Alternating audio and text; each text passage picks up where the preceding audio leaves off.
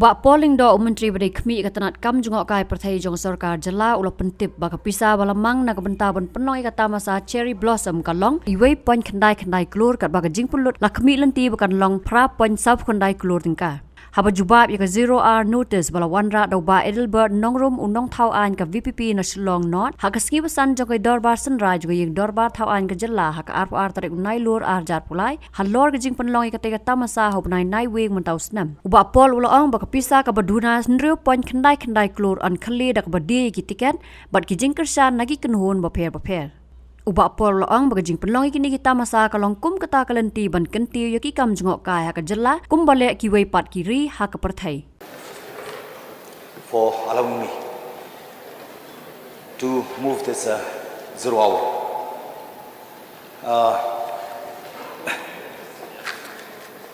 Thank you, Mr. Speaker, sir, for allowing me to bring this 0 hour to raise a matter of grave importance on the rules 49A.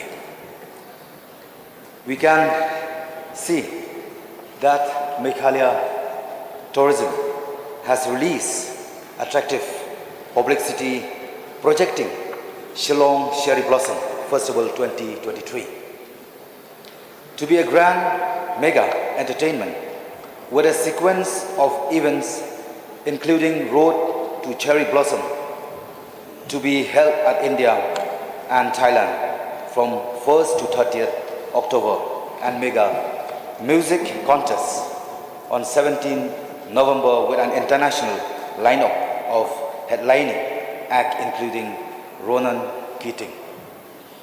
So I am all for music, art, culture and youth, which the publicity display. But the question that this 0 hour matter brought before the House back is, where is the money going to come from to organize events of such magnitude? So, Cherry Blossom finds small mention in the budget speech presented in the House earlier this year, only at one paragraph where government declares support to tourism festival and events. Cherry Blossom again is nowhere found on the key announcement in government release.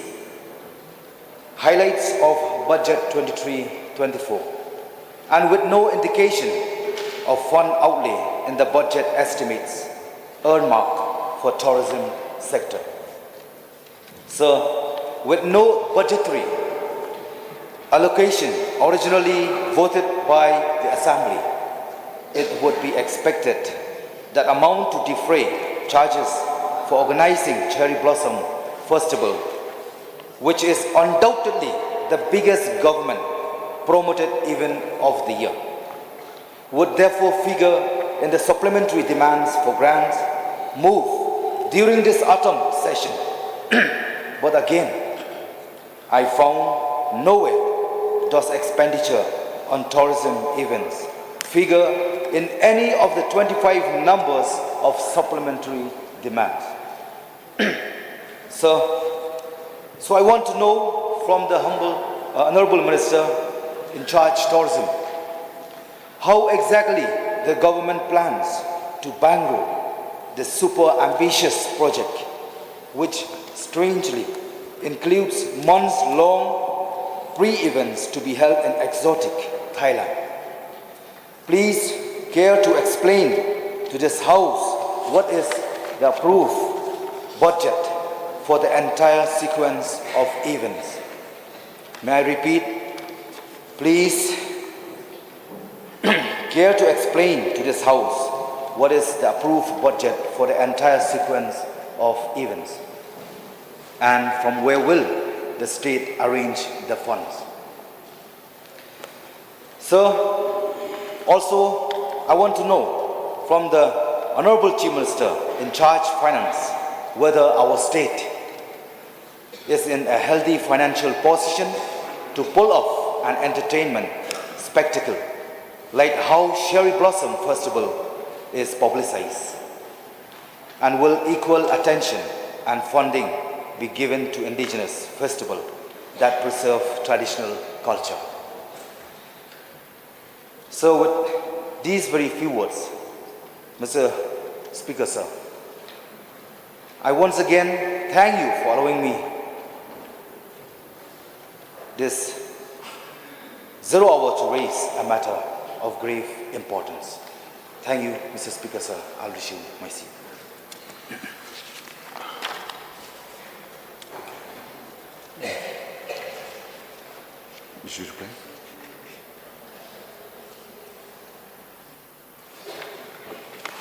Mr. Speaker, sir, at the outset, let me thank the mover of this very important 0-hour discussion, Adelbert Nongdum, Honorable Member from Shillong North. I would like to clarify here that the arrangement of funds by the Tourism Department to organize the Road to Cherry Blossom Festival at India and at Thailand from the 1st to the 30th of October this year, and the Cherry Blossom Mega Music Contest on the 17th of November. So at the core of Meghalaya's distinctive identity lies its warm and hospitable people. The people of Meghalaya are renowned for their deep-seated passion for music and their unique cultural heritage. This fervor for music permeates every facet of life in the state and is celebrated with unparalleled enthusiasm throughout the year. With its picturesque landscapes, rich cultural heritage, and the resounding rhythms of its music, Meghalaya rightfully earns its title as the rock capital of India, or rather the music capital of India. Festivals serve as a potent branding tool for Meghalaya, positioning the state as a welcoming tourist destination and sparking positive conversations on a global scale. The Cherry Blossom Festival in particular has gained national and international recognition, symbolizing the state's charm. So the organization of these festivals serves multiple crucial purposes. Firstly, they provide a platform to local artists and musicians to showcase their talents alongside renowned national and international artists, nurturing local creativity and fostering cultural exchange. Secondly, they cater to the demands of tourists by offering unique and unforgettable cultural experiences, significantly boosting tourism in the state. Thirdly, they serve as powerful instruments for state branding, elevating Meghalaya's global profile as a cultural and artistic hub.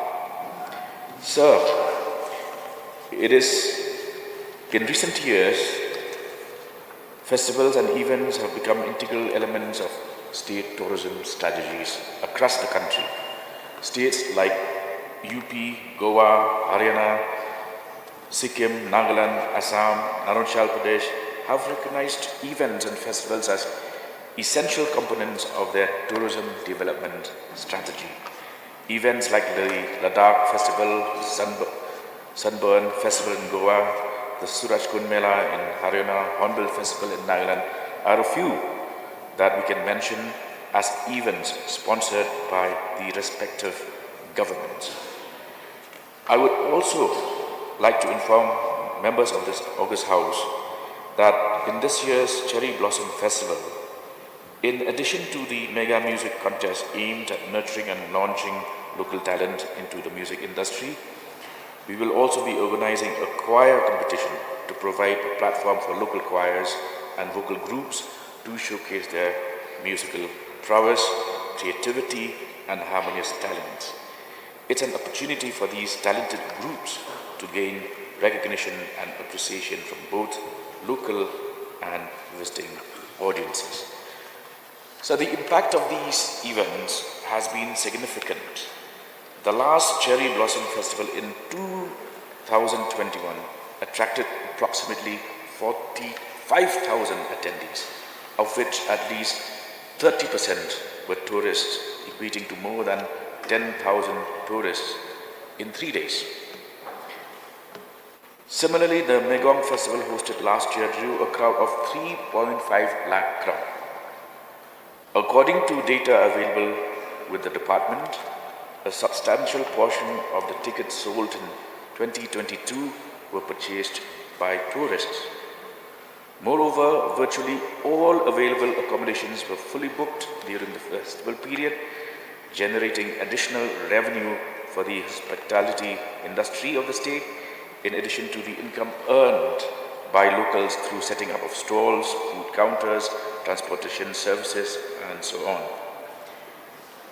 I'd also like to make a mention that these festivals are not entirely funded by the government of Meghalaya, but are financed through a combination of funds secured through ticket sales and corporate sponsorships. To provide context, last year we secured funds through ticket sales amounting to 1.25 crores before the festival, ticket sales alone. Additionally, we received corporate sponsorships of 1 crore.